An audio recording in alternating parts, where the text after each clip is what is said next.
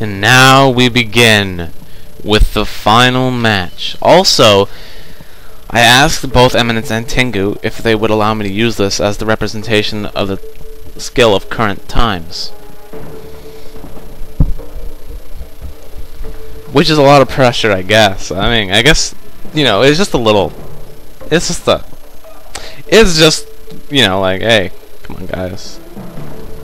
I like Eminence a lot, though. He really does represent the times of now. That even players nowadays could be good if they really put the effort. And I definitely believe this. I definitely believe players like Shishi Kevin, Kill Will, LOL Maker, Crackbrain, if he still played,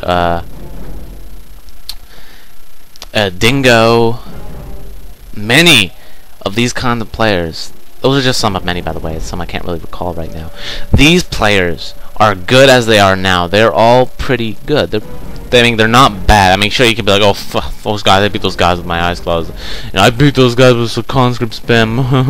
LOL. You know, you type that because you're not very nice. No. These guys aren't bad. These guys are not bad at all. But you know what they need? They need to put in the practice time. They need to put in the effort. They need to play against the players who are going to beat the crap out of them. Honestly, you know what? This is one thing I've always wanted to mention. This is the one thing I've wanted to mention. I thought of this. I can't believe I remembered it. Oh my goodness. Before we begin, technique. Look at technique stats. Let's do it. Let's do it. Do you notice something about technique's stats? His stats are not insane. His stats are not like Yui's. His stats are not like many players that I've seen before. His stats are the stats of someone like myself. His stats are just the, you know, they're nothing to be absolutely impressed about. They're not 70%. They're in the 60%. He wins more than he loses, but he still loses 40% of the time. How awesome is that? Now the reason I'm saying this is because you're probably going to think to yourself, really? He doesn't have the insane record? And you're going to look at that and you're going to be like, why? Why doesn't he have that? Why doesn't he have the insane record? Do you know why he doesn't have the insane record? Because he played against players. He practiced against the players who had the ability to beat him. He played against players who were freaking good. He sparred with those players. He played with those players so often and so much. That's how he became the player he is today. That is how he became so freaking good. Is because he had so much practice with players like that. That was what really caused him to be good. Now, for players like Kill Will, they need to find players like that. They need to practice and end up finding players like themselves. You know, I think Kill Will and Shishi Kevin should practice together all the time because I think they're maybe not necessarily even, but they're both really good and they share a really similar potential, which is potential to go far if they really wanted to. I think they're both really good players, and same with Eminence. Eminence just needs to put that practice time in. Many of the players we have now have the ability to go pro, but they're just not doing it. I think that's what a lot of our players just I think that's what a lot of people just don't see. They just be like, well, those players, they don't do anything, they just lose, so and I'll be like, no, man. You know who was a player just like them? You know who was a player just like them?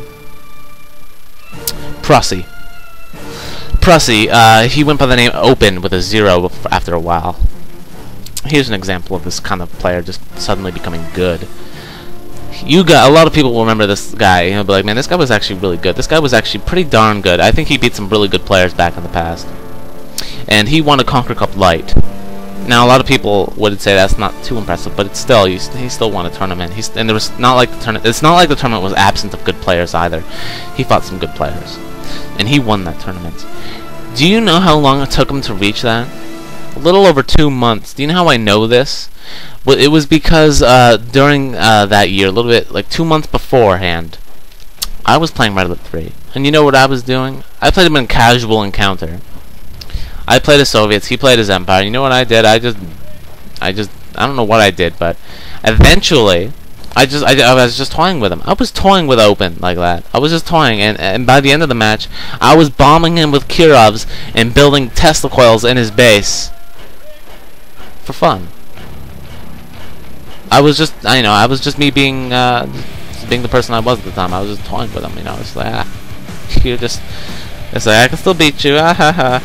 Eventually, 2 months later, the guy becomes really good, wins a Conquer Cup Light, can beat the crap out of me within a mere 5 minutes, and I don't stand a chance anymore. How is this possible? How did that become possible? That guy suddenly put the practice time in. If he can do it, many of you guys out there have that waiting potential within you, and you can do it too. Alright, now we can begin the final game between Eminence and Tingu. So, Tingu playing on the bottom area of Fire Island as the Blue Soviets. In the middle of the map, we have the neutral player playing as an AI. Oh, wait a moment. I mean, an AI player playing as the neutral faction. You know, he's overpowered. He starts off with so much sight. He starts off with 2 oils. The only issue is that he doesn't have a production structure. If he had a production structure, it'd be pretty good, right? Yeah. That's what I thought. And at the top area, we do have Eminence playing as the Green Empire of the Rising Sun. And looks like he is building the standard start. 3 refineries. Manages to pump out 2 generators. 3 refineries. I like this start. This is one of my favorite starts as Empire. I used to think this was actually kind of OP. I really did. I think he could place his I don't know. I guess it's all preference. My preference is to place my my dojos further away. However, I think that one of the biggest problems with placing your dojos a little bit further away is simply because, and by further away I mean over here. I mean closer is what I meant to say. But I think it's better to place your barracks closer, your dojos closer, because of the fact you can build your you can start building your Imperial Warriors over here faster than normal, and just use this dojo to back up one that's over here or something, like he's doing right now. He's doing just fine. I don't like this map because I didn't like this map when I was playing Empire because I felt that it was absolutely OP for Empire. I thought Empire was overpowered on this map, absolutely, because I felt it was absolutely inevitable that the Empire player would get 2 oils. That's how I felt at the time. I mean, the only reason Empire that Eminence didn't get 2 oils here was just by luck. Fortune just wasn't heading his way this match. But it's more often than not we see it. We get 2. It's more often than not we see 2 oils controlled by Empire of the Rising Sun, due to the fact they can start with 3 barracks. What other faction can start with 3 barracks? None. Advice to Eminence: this is a pain in the ass. Z-Ganon, he did this to me, and I was so pissed back in the day. I then eventually learned that you got to detonate beforehand. You need to have the right timing down. I have my timing down, so just as it lands, it basically explodes. I have some good timing on that. I had quite a bit of practice. I mean, there's a lot of players in this game who use fast war factory starts, and I just trample them. They're fun to fight because I love countering fast war factory. It's just fun. It's just fun indeed. Speaking of, I mean, this wasn't Fast War Factory. I mean, this is actually just a regular factory start. This is just a regular start for a Soviet player. And looks like Eminence will be just heading out with the starting infantry, going for the mainframe. Oh my goodness, Eminence with the mainframe. Holy crap, that is a weird idea. What are you up to, Eminence? Holy crap, way to go unorthodox. Not going to be trying to play this game full out. He is going to be going for some all-ins here. Now, the reason I say this is all-in is because, well, he's going to be... It's either it works or it doesn't, right? That's all-in. That is all-in. Even if it doesn't necessarily mean he's going to lose the match if it doesn't work, it's still all-in in the fact that it's still a gamble. It's still like, I don't know if it's going to work or not, but I'm still going to try. So I imagine he's going to try to get that, he's going to try to get some... He's going to try to get Wave Force Artillery. Wave Force Artillery is pretty good. But how is he going to go about doing it? Is he going to sell his MCV? What exactly is he going to do? Is he going to try to get Yuriko? It doesn't look like it, considering he went for Tier 2 so fast with his Mecha Bay.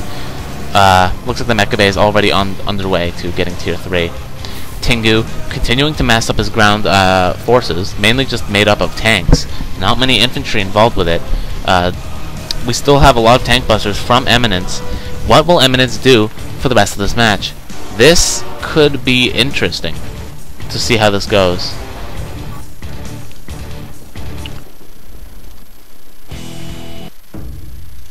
Come on, let's get some something really intense here. No celebration. Come on, don't do that. Hold on as I search for another song. I'm sorry, guys. No, I'm just kidding. This is good. It's kind of like it's a downloading song that you never hear anymore. I mean, I swore I heard it once back when I was very new to the game. I heard it once, like doing like the patch 1.01.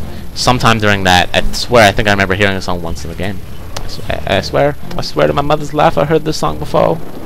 And he's not gonna make it. He's not gonna make it, is he? Oh, he was tired. Not quite there. Holy crap, that was close. Poor engineer. All he wanted to do was kick ass. Oh, no, I'm just kidding. But still. Bye-bye, collector. Oh. If he would have targeted the collector, that collector would have been toast.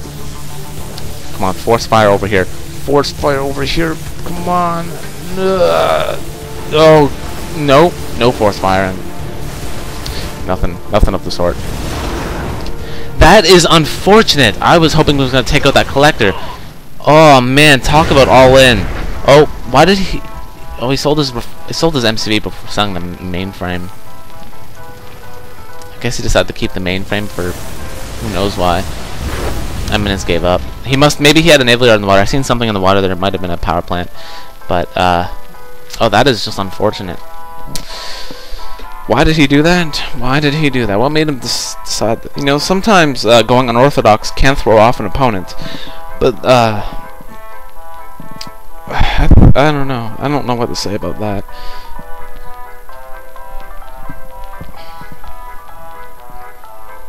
That's something you would see from old days. I honestly have to admit that, you know, back in the day, I think my voice broke to that was pretty cool, wasn't it? No, it wasn't? Okay. Back in the day, a lot of players would be like, oh, fast, tier 3, counter Soviets. Seriously, dogs, you ever seen Technique play in the older Conquer Cup days? Like, really old, like the very first few. If you look at Technique versus Nuke Strike, might be that. Might be him against Matisse or someone. But he fought someone, I think it was Technique. Might have been Das Dulon, actually. Anyways, players back in those days were like, Soviets OP, Terror Drones OP, Twins and Frogs OP. Everyone was all like, oh man, Soviets so OP, Empire so useless against Soviets. And, a lot of them still believe that now. I think a lot of the old pros believe that. A lot of the old pros are still stuck in that loop. They really are. A lot of old pros, when they come back, they're still stuck in that. Allies' greatest faction. Soviets, underpowered. Empire, useless. They're terrible. It's really awful. And, so anyways, yeah, a lot of Empire players, they would go for their tier 2, they would get out some VX, get out their infantry, then they'd go tier 3, and try to go all, it basically is an all-in strat. It's either it works good, or it doesn't work at all. And the main thing that stopped that strategy was probably Bullfrogs and Twin Blades. Because Twin Blades can just pick off those wave wars. But if the opponent did manage to get enough VX out, it would be okay. A good example of this, I think it was a Conquer Cup Light between Joza and Nuke Strike. Maybe it was Nuke Strike he was against. Might have been Ukraine Star. Might have been someone like that. Anyways, his opponent, I think he lost actually. Anyways, you'll see some of that old school gameplay from Joza in those games, I think. I haven't watched them lately, of course, but I'm just recalling this. Look at me, I'm like a historian of Red Alert 3. Oh, I've been along way too long. I've been around way too long. There we go. Anyways, we can see a lot of strategic changes. I'm still talking about it now, and that's what this is all about. I want to see, you know, just how much this thing's changed. So far, the aggression levels have kind of gone down a bit, you know. Eminence is really starting to bring... Eminence really brings the pain, though. These two really bring the pain to one another. There was no lack of aggression here. Heck to the no. There was aggression all over the place here. However, I do think back in the day, more players were risk takers. They weren't just simple harassers. They were risk takers. They would do some crazy stuff. They really would. And hopefully that my point will be backed up in the times of old, 4 to 6. So far, this will be the times of now, 1 to 3. So, this is JonnyKnows signing out. Yep, see you later. Bye. See ya. Why are you still here? Why am I still here? Who would? Nobody knows. I guess while you're here, might as well just look at this, the unit kill death ratio. Yeah. We've seen that. We've seen the way this match ended. We did. We did, and goodbye. See you next time. We'll do the next VOD next Friday. Well, we'll be doing another VOD next Friday. We'll be continuing the series. Sorry, I accidentally hit F9 before I meant to. We'll be continuing the series next Saturday or something.